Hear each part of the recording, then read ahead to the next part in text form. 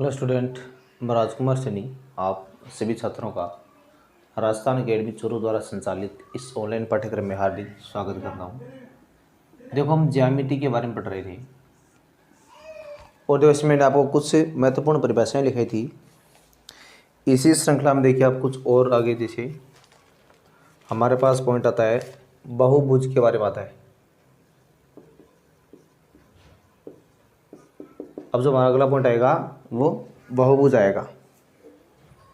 तो इसमें लिखना पड़ेगा आपको तीन या तीन से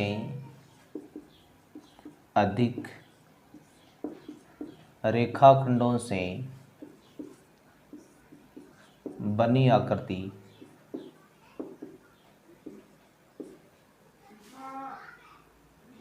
बंद, ठीक है ना, यहाँ पर बंद लगा लो, बनी बंद आकृति बहुभुज कहलाती है। यानी तीन से या तीन से अधिक रेखाखंडों से बनी हुई बंद आकृति क्या कहलाती है? बहुभुज कहलाती है। इसमें देखो आपको दो प्रकार के बहुभुज याद रखने हैं। एक तो होता है मेरे पास समबहुभुज और एक आपको याद रखना है विषम बहुभुज। तो देखिए सबसे पहले हम बात करते हैं समबहुभुज की, यानी जिस बहुभुज की सभी भुजाएं समान हो,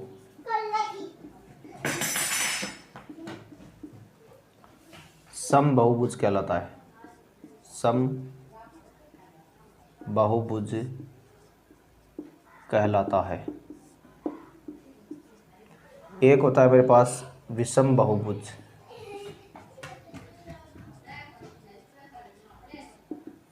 इसमें क्या आएगा? जिस बहुभुज की सभी भुजाएं क्या हो? असमान हो। जिस बहुभुज की सभी भुजाएं असमान हो, वो क्या कहलाता है? विषम बहुभुज कहलाता है। विषम बहुभुज कहलाता है। तो ये तो हमने सीखा है समबहुभुज और विषम बहुभुज की डेफिनेशन यानी की परिभाषा के बारे में। अब देखिए अगला हमारा इसमें जो पॉइंट आता है वो देखिए किसका आता है। कुछ महत्वपूर्ण जो पॉइंट है वो देखिए आपको याद रखने हैं। कुछ महत्वपूर्ण जो हमारी परिभाषा रहेगी वो देखिए आपको अभी इसमें याद रखनी है। जैसे आप लिखोगे यहाँ पर भी महत्वपूर्ण तथ्य।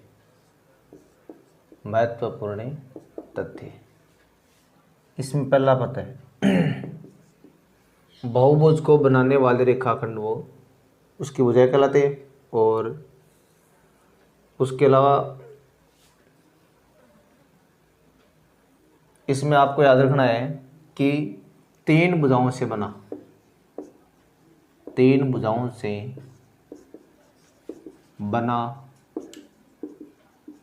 बहुभुज त्रिभुज कहलाता है।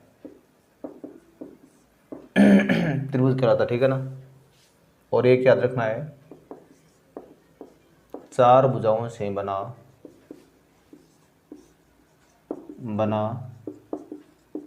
बहुभुज चतुर्भुज कहलाता है।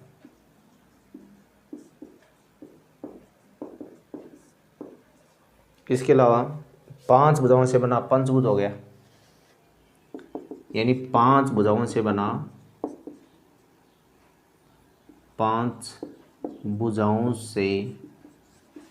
बना बहुभुज क्या कहलाएगा? पंचभुज कहलाएगा। पंचभुज कहलाता है।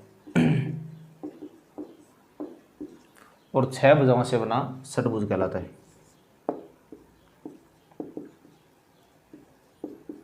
छह भुजाओं से बना बहुभुज षड्भुज कहलाता है।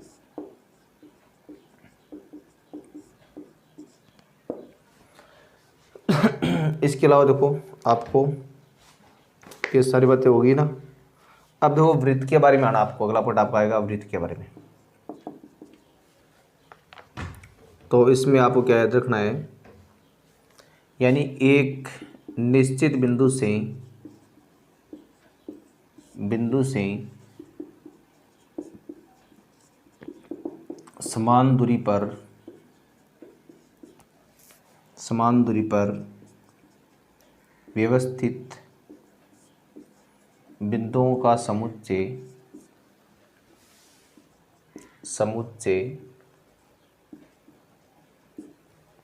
वृत्त कहलाता है। और इस तरह से आप लेंगे ना, ये वृत्त होता है आपका। इसमें याद रखना है, ये इसका होता है केंद्र यहाँ वाला, ये इसकी होती है परिधि। और अगर आप केंद्र को परिधि से मिलाते हो ना, तो ये रेखाखंड कहलाएगा इसका त्रिज्या। और परिधि पर अगर आपको दो बिंदु तो काम इस तरह से ही,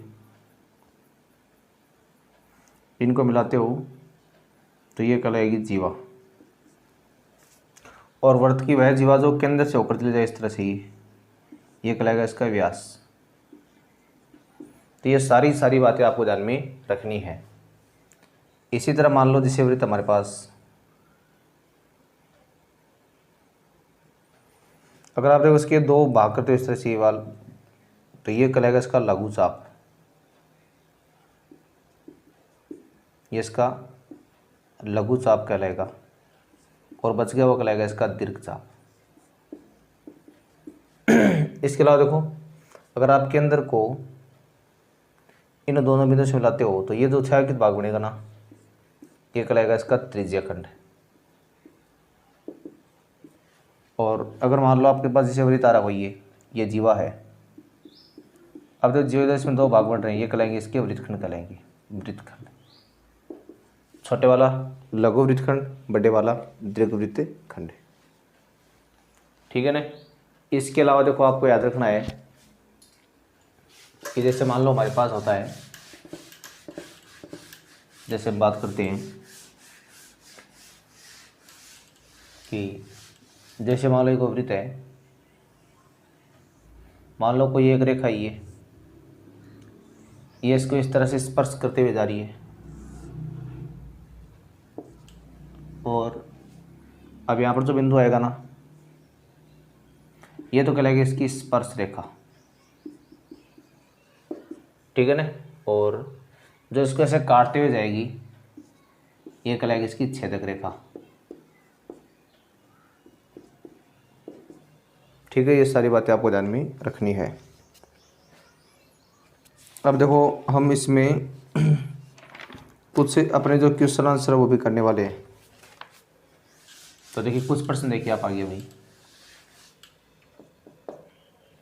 पहला प्रश्न आता है, दो पूर्व कोणों में 10 डिग्री का अंतर है। दो पूर्व कोणों में 10 डिग्री का अंतर है। दोनों कोणों की माप होगी, दोनों कोणों की माप होगी। ऑप्शन ए में तो आ रहा है 30 डिग्री और 40 डिग्री। ऑप्शन बी में आ रहा है 50 डिग्री 40 डिग्री। ऑप्शन सी में आ रहा है 50 डिग्री 30 डिग्री। और ऑप्शन डी में आ रहा है 45 डिग्री और 45 डिग्री। तो देखिए सबसे पहले ये सारे पूर्व कोण है, क्योंकि इनका योग सबका देखो 90 आ रहा है। देखो इनका 90 योग आ रहा है, इसका नहीं आ रहा ना, तो मतलब ये तो पूर्व कोण नहीं है, कट हो गया ऑप्शन हमारा। इनका योग 90 नहीं आ रहा, तो ये भी कट नहीं है। अब देखो बचे दो, ये दोनों पूर्व कोण आ रहे हैं, लेकिन अंतर दर्शाना देखो इनका दोनों अंतर दर्शा रहे हैं, इनका 0 अंतर आ रहा है ना, तो ऑप्शन क्या होगा आपका, इसमें बी ऑप्शन है वो राइट हो गया है। ठीक है। एक सवाल चलो इसमें आप अभी और देखो। इसमें लिखा है दो समपूरक कोणों का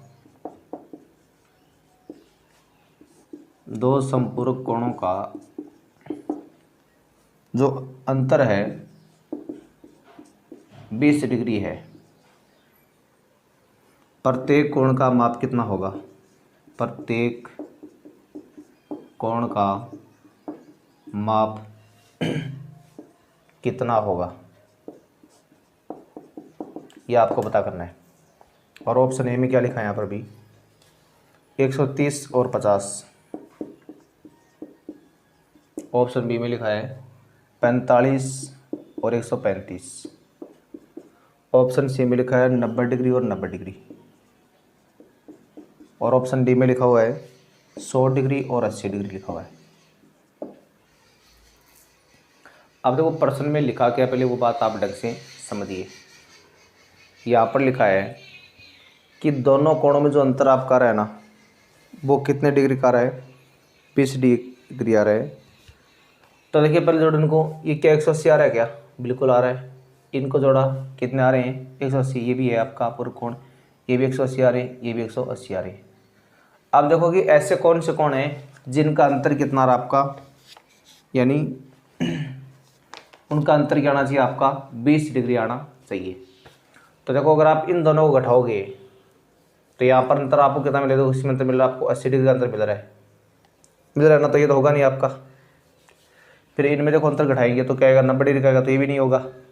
0 का ये भी नहीं होगा। ऑप्शन क्या होगा? राइट ये हो गया। क्योंकि 100 का जब आप 80 का अंतर लेंगे तो कितना आएगा? 20 डिग्री आएगा। तो हम यहाँ पर प्रमाणित कर देंगे कि जो हमारा कोण है वो कौन सा हो गया? डी ऑप्शन हो गया है।